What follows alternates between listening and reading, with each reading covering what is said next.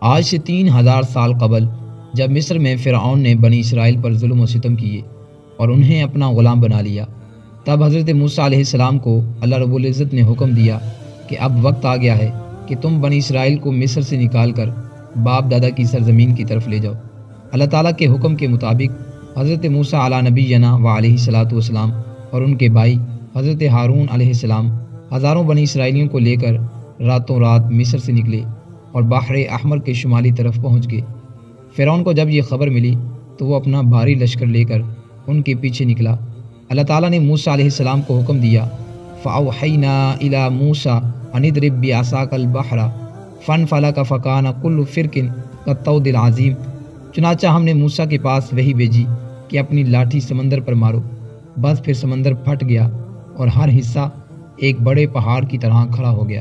سمندر میں ایک خشک راستہ نکل آیا اور بنی اسرائیل اس پر چلتے ہوئے دوسری طرف بچ نکلے۔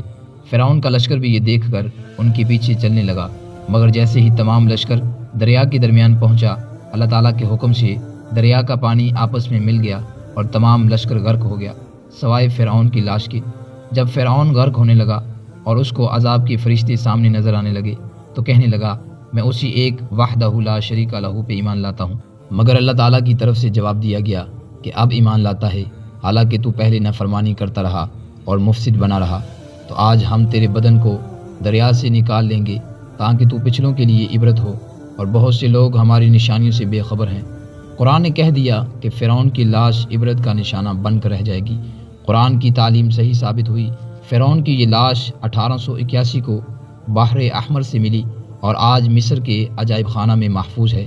فرعون نے خدا ہونے کا دعویٰ کیا اور اللہ تعالیٰ نے اسے غرق کر کے اس کی لاش کو نشان عبرت بنا دیا۔